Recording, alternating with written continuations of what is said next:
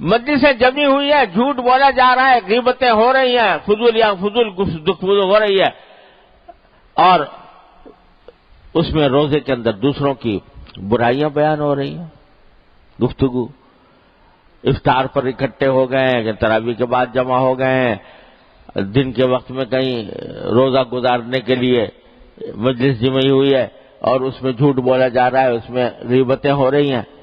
یہ کیا غیبہ ہوا، یہ کیا روزہ ہوا؟ حدیث میں آتا ہے کہ ایک مرتبہ رسول کریم سرور دو عالم صلی اللہ علیہ وسلم کہیں تشریف لے جا رہے تھے، رمضان کا مہینہ تھا، تو آپ دو آدمیوں کے پاس سے گزرے جو روزے میں تھے، لیکن ساتھ میں وہ پچھنے لگوا رہے تھے، یہ جو حجامت ہوتی ہے نا، پچھنے لگواتے ہیں، وہ ایک علاج کا طریقہ ہوتا ہے، تو وہ پچھنے لگوا رہے تھے، ایک آدمی لگا رہا تھا، دوسرا لگوا رہا تھا، اور ساتھ ساتھ باتیں بھی کرتے جا رہے تھے، ان باتوں میں غیبت بھی شامل تھی، کسی کی غیبت ہو رہی تھی۔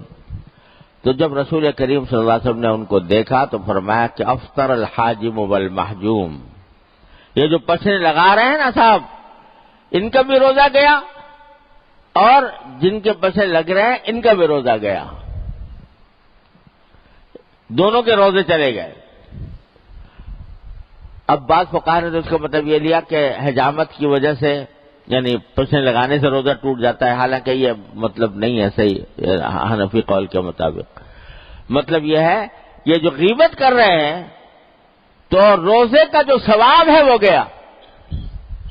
روزے کا جو فائدہ تھا وہ گیا،